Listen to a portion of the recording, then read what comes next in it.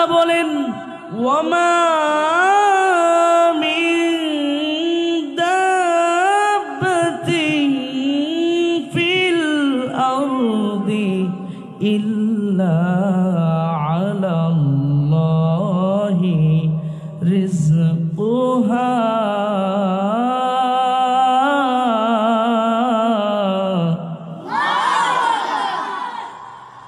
সূরা হুদের 6 নম্বর আয়াতে আমার আল্লাহ রাব্বুল আলামিন বলছেন পৃথিবীতে যত বিচরণশীল প্রাণী রয়েছে আমার আল্লাহ বলেন আমি আল্লাহ পাকের উপর দায়িত্ব হলো তাদের রিজিকের ব্যবস্থা করা।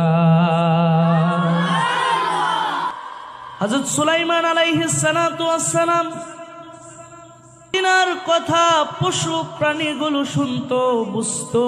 সুবহানাল্লাহ পড়েন।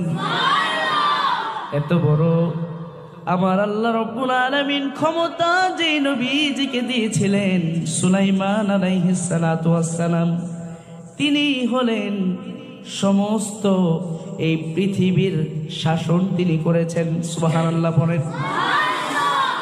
এই পৃথিবী শাসনকারী আল্লাহর নবী সুলাইমান আলাইহিস সালাতু ওয়াস সালাম তিনি নিজের জীবিকা নির্বাহ করার জন্য, পরিবারের জীবিকা নির্বাহন করার জন্য তিনি ব্যাগ বানাইতেন, থলে বানাইতেন, এগুলো তিনি বাজারের মধ্যে বিক্রি করতেন। সুবহানাল্লাহ পড়েন।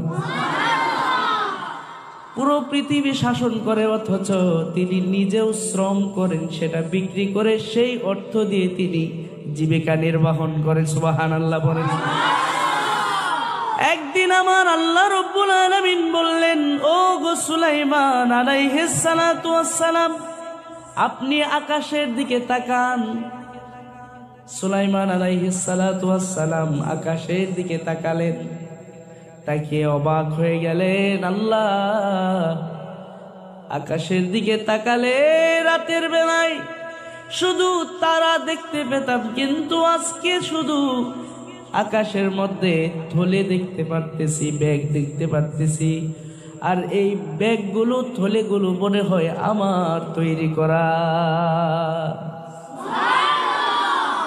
আমার আল্লাহ বলেন সুলাইমান আলাইহিস সালাতু ওয়াস সালাম, আপনি ঠিকই ধরতে পেরেছেন, এই ব্যাগগুলো অন্য কারো ব্যাগ নয়, এই থলেগুলো অন্য কারো থলে নয়, এই থলেগুলো হলো আপনার নিজের হাতে তৈরি করা, আপনার পরিবারের হাতে তৈরি করা। সুবহানাল্লাহ বলেন।